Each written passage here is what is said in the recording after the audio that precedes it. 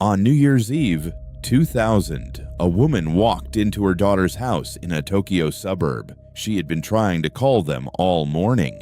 Nobody answered. The lights were on. The front door was unlocked. When she stepped inside, she found her daughter's entire family. 4 people, 2 adults, 2 children, all of them gone. 25 years later, the world still doesn't know who he was. The family was the Miyazawas.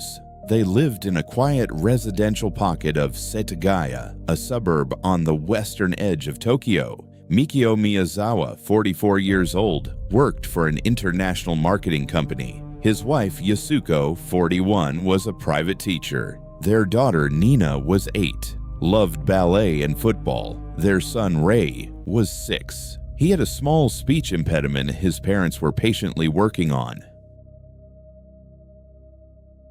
To understand what happened that night, you have to understand the geography of their house. By 2000, the Miyazawas were one of the last families in their housing development. The neighborhood was being demolished. Over 100 homes torn down to make way for a new park. Only 4 houses remained. 2 belonged to the Miyazawas and Yasuko's mother, who lived next door.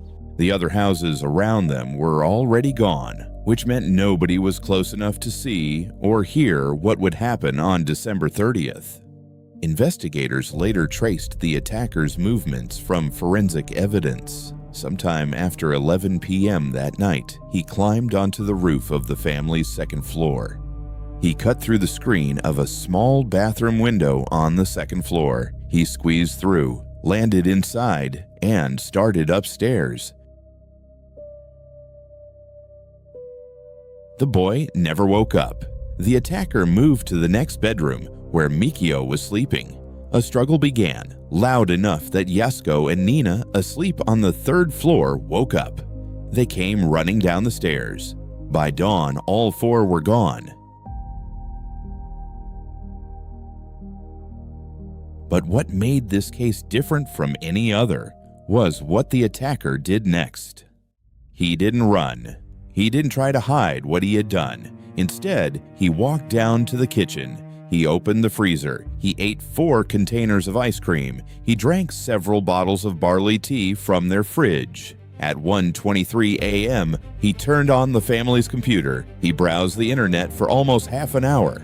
He tried to book tickets to a theater performance. He used the family's bathroom and didn't flush. He went into the living room and laid down on the sofa. At some point, he changed clothes. He took some of Mikio's clothes from a wardrobe, a sweatshirt, jogging pants, and put them on.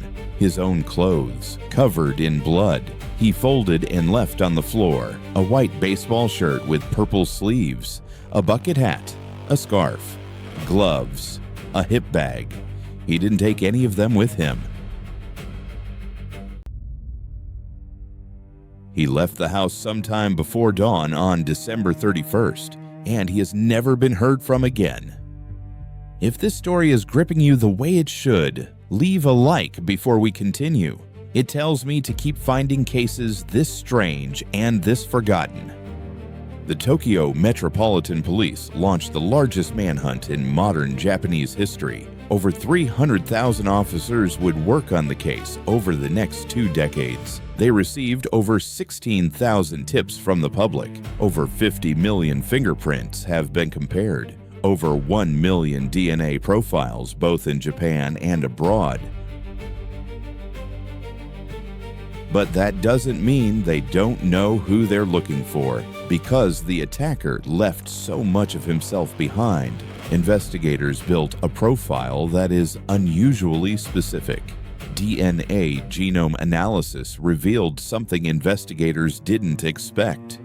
The attacker had mixed ancestry. His father of Southeast Asian descent, his mother possibly of Southern European or Mediterranean descent. His Y chromosome carries a marker found in 1 in 5 Koreans, 1 in 10 Chinese, and only 1 in 13 Japanese. He was approximately 1.70 meters tall, thin build, type A blood, He wore Korean brand running shoes, a model never sold in Japan. The baseball shirt he left behind was one of only 130 sold in all of Japan.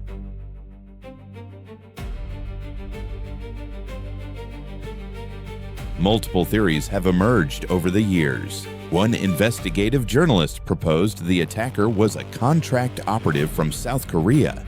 He suggested the Miyazawa family was targeted because they refused to sell their land for the park redevelopment. The theory was investigated. Nothing could be substantiated. Others believed Mikio may have made enemies in his international marketing work. Others believe it was simply random. A stranger who picked the most isolated house in the neighborhood.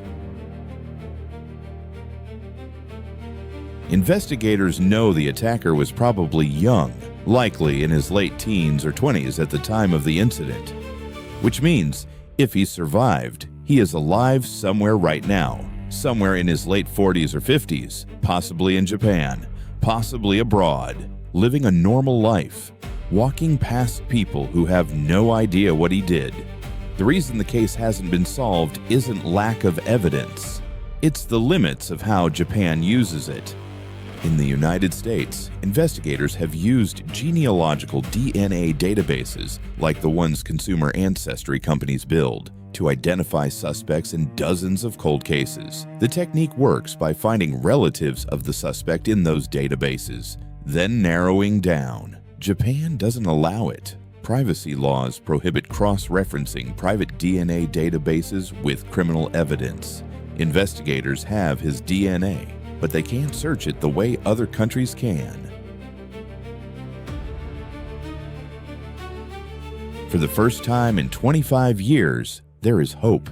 Mikio's mother, now in her 90s, still attends the annual memorial. She still hopes to know who took her family before she dies. The reward for information now stands at 20 million yen, about $130,000. Nobody has claimed it. The Miyazawa house still stands in Setagaya. 25 years later, it has never been demolished. The family kept it that way intentionally. They believe that as long as the house stands, the case stays open in people's minds. People still leave flowers and drinks at the gate. Police make a public appeal every year on the anniversary. Every year, fewer people respond. The investigators who started the case have retired. Some have passed away. Whoever climbed onto that roof in December of 2000, whoever ate ice cream from their freezer in the dark, whoever slept on their sofa as they lay nearby got away with it. If you made it this far, you already know what kind of channel this is. Hollow Files covers the cases everyone else got wrong, or never finished. If this is your first time here, my previous documentaries on Brazil's worst cold case and the Hinterkaifeck mystery in Germany are linked at the end. New documentary every Friday, and subscribe so you don't miss the next one.